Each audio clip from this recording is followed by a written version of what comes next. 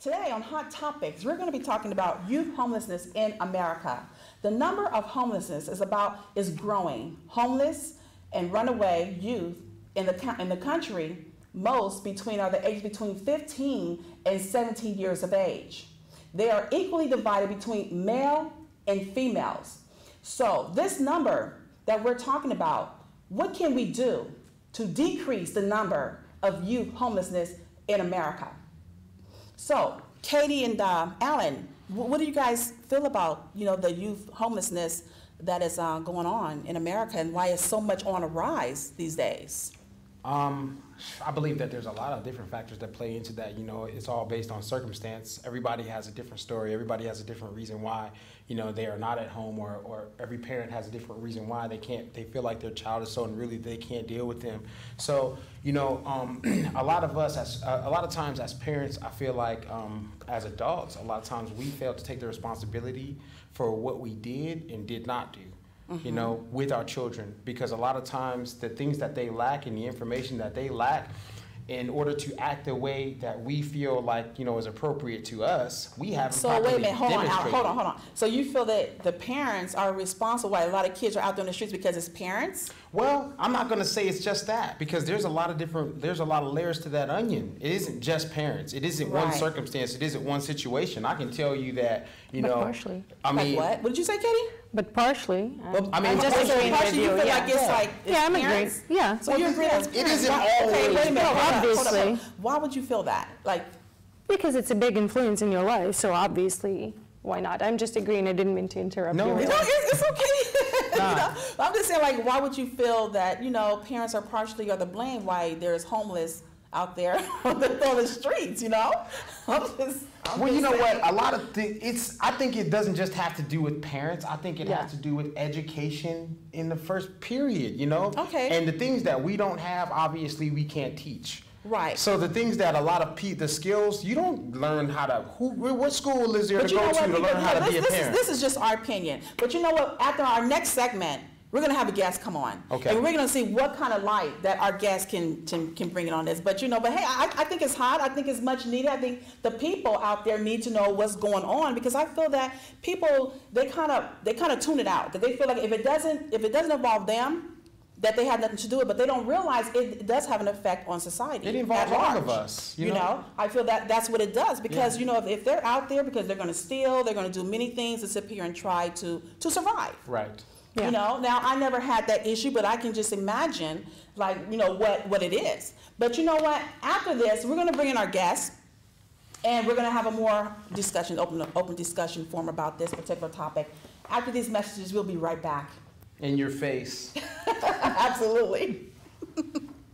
Hey guys, welcome back to In Your Face. This is Alan Charity, and we're discussing youth homelessness in America. Now here we have our special guest, Reverend Edgar Mohorko. He's a youth violence reduction expert. Tell us a little bit about your background, Reverend.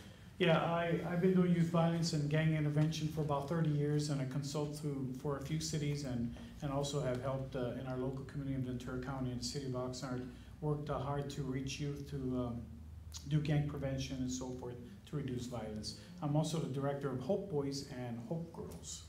Tell me a little bit about that organization. Hope Boys and Hope Girls is an intense case management type of mentorship program, where we reach out to people that are out here in the streets, also people that are incarcerated, and provide them with strategies to succeed. We have 4 goals, and one of them is to build character, develop career focus, giving back, and promote their own initiative and their own opportunities to be able to develop and succeed in life. So it has quite a few components, and it is a little aggressive, it's a little intense, but it's very successful.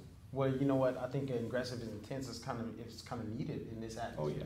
And it's because I have a little bit of experience, I've done some mentoring programs myself with young boys that have had problems, and I did martial arts mentoring. And one of the things that I found out, and you probably know from your experience as well, is that especially young men that are in the streets, it is very difficult to reach them. They have a thick wall up, and they have a lot of trust issues. And to build that trust, it takes it takes a lot of work and effort, and it takes a special person to even put themselves in a position that they would even, you know, try to break those walls down. So I commend you for everything that you've already contributed to this. You know, I appreciate it, but martial arts brings us similar to what we bring. It brings discipline, which is what a lot of the youth need in their life, and sometimes some parents are trying to give a certain level of discipline, might not know how to do it, and it actually drifts those youth away, and gathering with other youth where they can relate and get along and understand each other. But Reverend, let me ask you, why do you feel that the youth homelessness is so widespread? Why is it spreading? What is your opinion on that?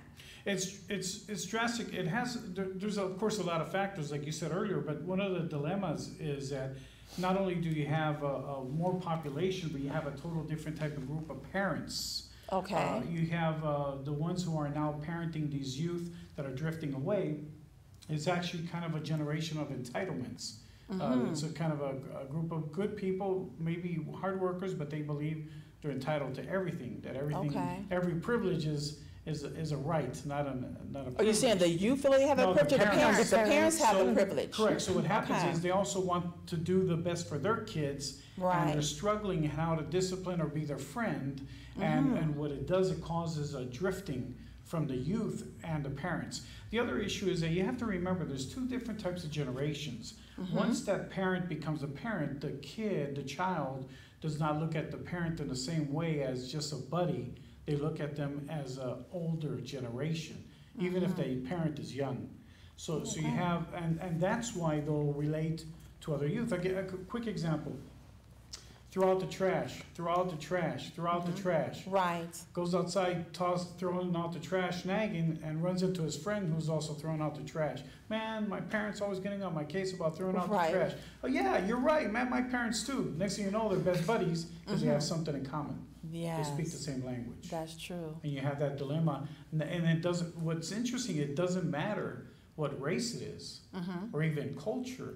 It happens in all races, especially when there's also physical transformation in their body, especially when they're entering the adolescence. Right. So what do you see, like, you're out there, you're homeless, you're on the street, what do you see some of the problems that these young people, that they incur while they're out there to survive? Well, they have to, first of all, they have to hide a lot. Because if they're juveniles, they have to be reported, or they have to, you're mandated report. You have to call the police and so forth. Right. So they have to hide a lot because they can't get the same services adults can. Right. The other thing, they're facing serious issues, which is a big problem. It's been a problem for years, but now more than ever, is the sex trafficking. Male and female, it doesn't really matter. And there's some people without any morals at all or ethics. And will take advantage and traffic these young kids. People. Correct. And then, Lord forbid, if they disappear, it's sad because it's almost like we care as committee members, but they don't care. The people abusing and exploiting these youth don't care. So, like, who cares? And that's the sad part. That's why also the people searching for youth can't give up. Right. They have to keep looking for them, keep looking for them. Right. You know what, Pastor, I was reading that it's $1.5 billion are spent a year to incarcerate a homeless youth. Correct. And this is just a nonviolent crime. Correct. $1.5 billion are spent on them. That's correct. How much is spent on educating them, though, once they become incarcerated? Like, if you are a youth and you are in a youth incarceration center, is there any education there available to you? They actually do offer, for minors, do offer education like the regular high school. They have high school teachers and so forth, and kind of like a regular school, and tutoring and mentoring. So there is quite a bit of services offered. The dilemma is that there's other dynamics. They're youth. They're kind of in a rebellious growth stage, an independent stage. So you have to deal with the emotional issues that are attached to trying to bring them an education. Right. I mean, if they don't care about you, if they don't care about your adult opinion while they're under their parents, you think they're going to care about your adult opinion while they're in custody. You know, if they'll flip you off at home, they'll flip you off outside. Absolutely. So that's a dilemma. The other thing is that in some groups of youth, you have another problem. If they're flirting with gangs or so forth, I call it the romance era of gangs, and they're flirting with gangs. You have another issue. You have going to jail as a badge of honor for a youth. Oh, why is that? Because it's getting them off the streets? Because you're in now. You're bad. And so the word spreads, yeah, he was in jail, and you come out and they praise you. wow. They say, good job, man, you know, it's almost, It's backwards. it is, it's totally backwards. It's totally backwards. It is. Well, I also read, I said that a lot of these kids, they don't even go to school because you need a parent to get you in school. So a lot of these homeless youth, they don't even go to school. That's They're- right, they're especially if they're dropouts. hiding, especially if they're hiding, they're not going Right. to school. And then the parents get penalized because you can't force the kid to go if they disappeared. Right. And the dilemma, again, is not, because I know it was mentioned earlier, you know, parenting and so forth.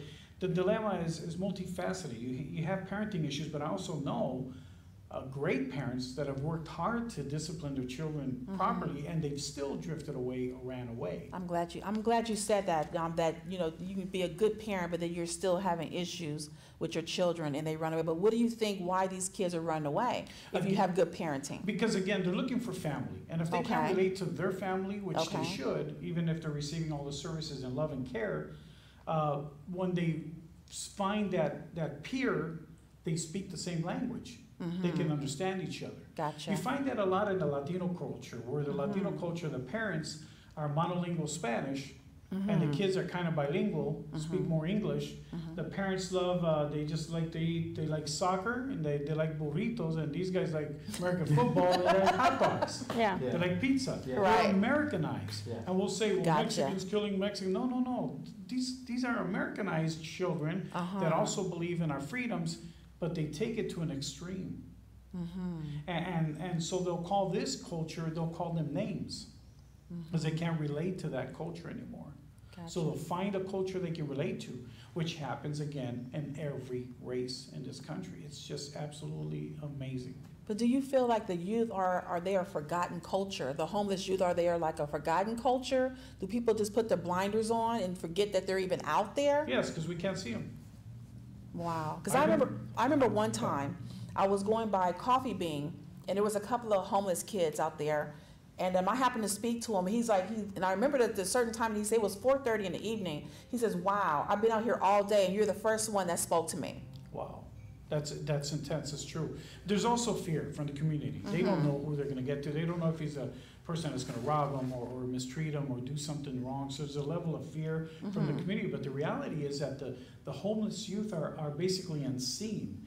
Right. So how do you render a service? Plus, if you approach them, you better be well trained how to approach them, because they'll run. They'll disappear. Because remember, the system and the parents, Right. which includes us, Right. are the enemy. And their Wow. group are the group that needs to stay together. I think a lot of this, you know, we need to start making better examples as parents, because a lot of this falls into the, you know, the portion of us as examples as well. And you know, children learn from what they see, not what you say. And so we need to start setting better examples as well to build the relationships with our children, you know, based on truth. Well, you know what? That's great, guys, and you know, but we're going to have to take this break because that's what our sponsor says. So we'll be right back after these messages. In your face again. Right. Welcome back. We're here talking about homeless youth, and I actually had a question for you, Alan. Yes. You were talking about parenting, and you were saying that we need, you know, better example. We need to set better example. We need to be better parents. Yes. What do you mean by that exactly? What is that you should do to be a better parent? Well, and how do you know you're not a good one enough? You know. Well, number one, all that stuff, because number one, I'm not the judge. Yeah, of but from your anybody. opinion, you know what I I'm mean? not, yeah, from my opinion, because I'm not the judge of anybody, you're not the judge of anybody, I'm not the judge of you're a bad parent, and none of us are judging Obviously, yeah. anyone. Yeah. The proof's in the pudding. So the result of your work, or the work that you did or didn't do, is going to be in the child. Yeah. Either they're going to be educated, they're going to be informed. There are a lot of people who put a lot of work into their children. They put them in gymnastics, piano, whatever. They put a lot of work into their children. They make sure their children have understanding because they have understanding. But if you don't even know that you don't know what you're doing or what you're talking about, but you're teaching that to your kid, Yeah. well, then you're not doing it. You're not wrong. It isn't that you're doing what you know. So us, ourselves, what I'm saying, for us to be a good example, we must be educated on what it is that we are doing and what our decisions actually mean. I'm just saying sometimes, as Reverend Edgar was saying, they are good parents, but it's still happening. So you know what I mean? What is causing it, and how do you know? It's all about what I like defines- that. I like you get them on Katie because you're right. You're because right. it's all about what defines a good parent. Yeah. Because you can say, well, my opinion of a good parent is this, and then someone else with way more information than you can come to you and point out, well, all that's wrong. And guess what? It's all your opinions. It's all your opinions. The work is done, the outcome is reached. So when the child is rebellious, doesn't connect with you, doesn't listen to you, doesn't even want to talk to you, well, then something is wrong. So you got to figure out where it went wrong and where your connection failed and how it is that you can get it back. Because if you don't, they're not going to listen to you. And if you're not setting the right example, but you're telling them, do as I say, not as I do, no one does that. So you're saying that parents, because they can drive their children away. Is that what you're trying to say? Absolutely, you can drive your children away. Anything that you put all that attention on and if the outcome isn't like this, then it's wrong.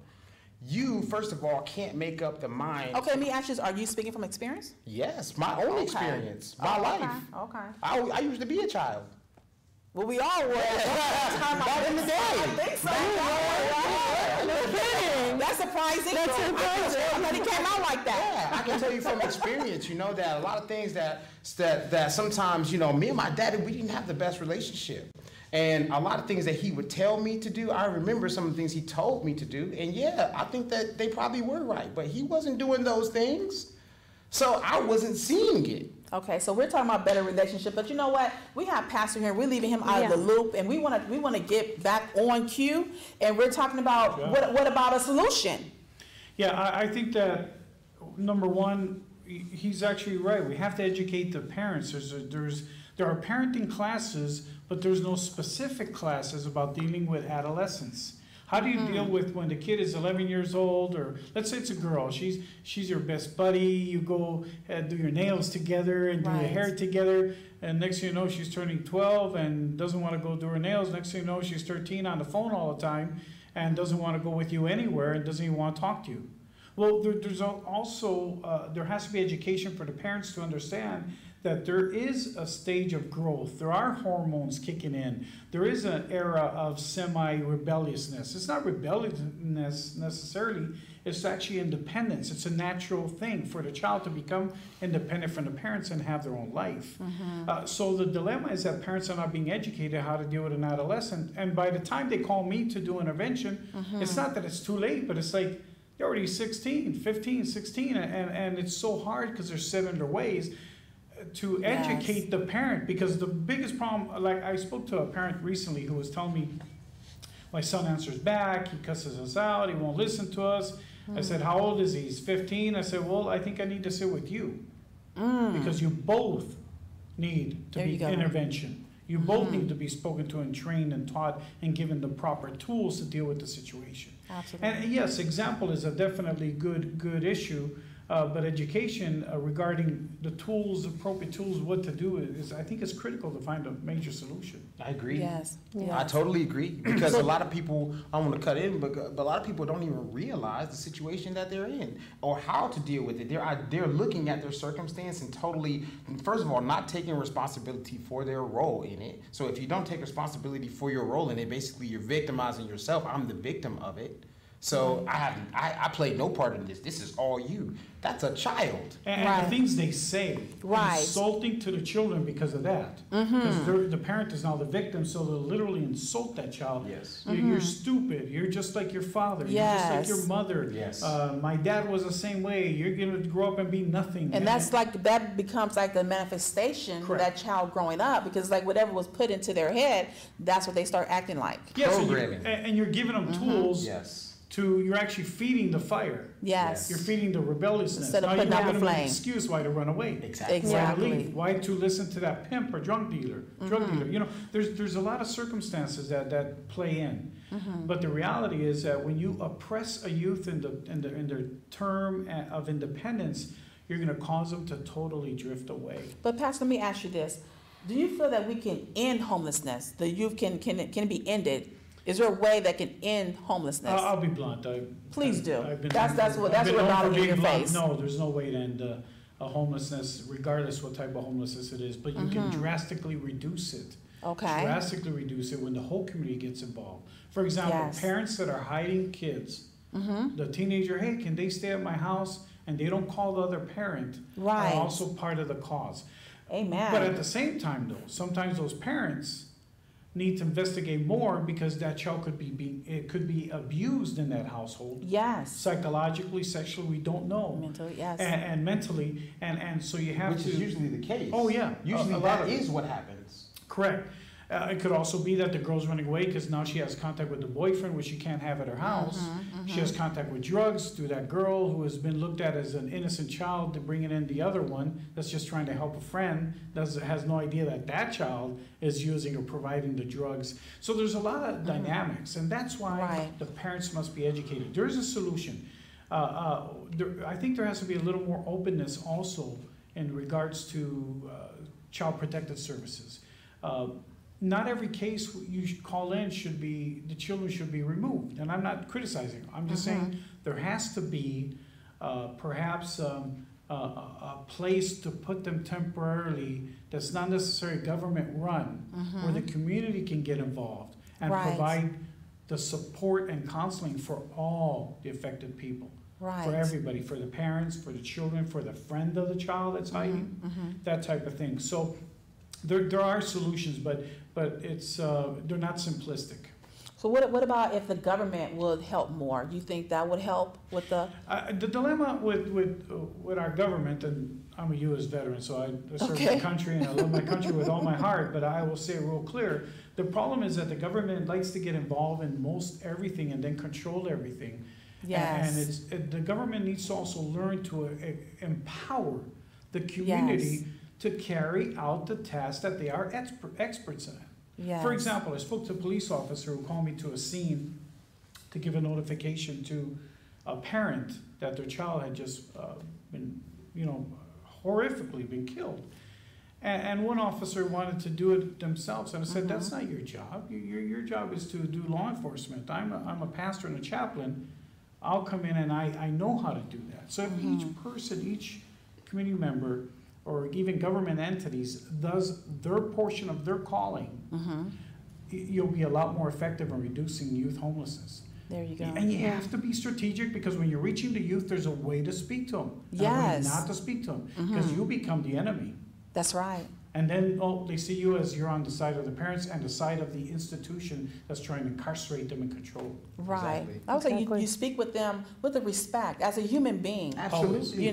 Don't treat them like they're nothing. I think you just keyed in on something very important that needs to be said, because a lot is people look at their children as, you're just a kid, you're just a child. Right. That old school teacher. Which is not good.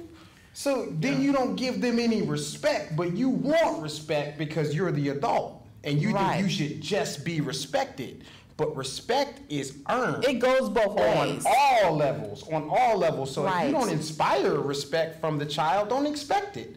I got to give one tool, because I know, of course, time is short, but I got to give one tool for the parents and for community members. Please do. Some people, because of course it takes good parenting, but it takes a whole tribe. It takes absolutely. It takes, like they say, a village. Absolutely. The one key element is the nagging has to stop. I agree. I love that. And here's what happens. The mom nags.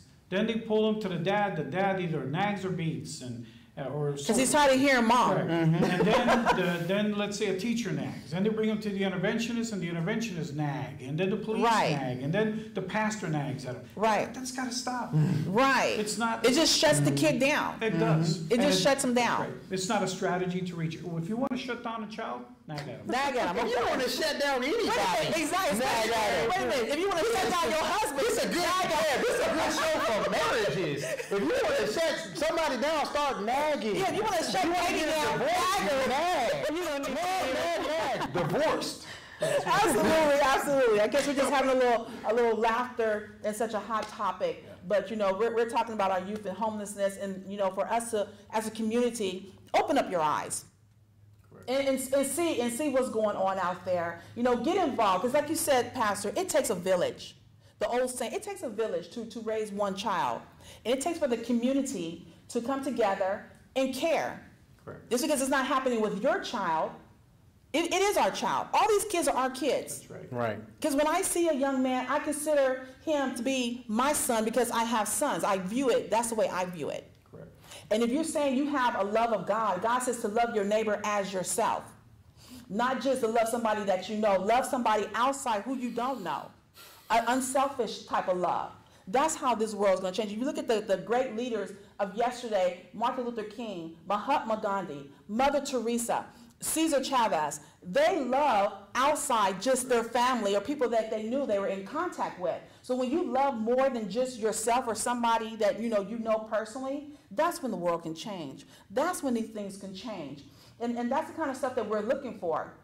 So we need to learn how to come together to solve problems. Correct. And like you said, not bring up the fire, but kind of decrease the fire. Right. I think what you keyed in on something very major, which is love, and what our interpretation of what love actually is, because some people may think that they are loving. Honey, when you, like, the thing is, people need to fix themselves. Because you can't love nobody else until you love you. Absolutely, and love is also something that you do, not that you say. Absolutely, absolutely. Anything, Pastor, you want to say? Because yeah, I think that, well, one last thing. There should be, of course, other organizations, and they may exist, I'm not aware of them, that have kind of like a generic 800 number type of thing that's not necessarily government connected, though we abide by the rules and the laws of the land. Okay, we have run out of time. If we don't help them while they're young, they're kids right now, they're going to turn into those adults who are chronically homeless. So don't forget about the youth. Do something nice for them. Speak to them. Talk to them. Give to them. Find an organization in your community. Love them. Be about it. Love them. Love them. Before they get out there. In your face. Until next time. Until next time, we will see you on In Your Face. Later. Peace.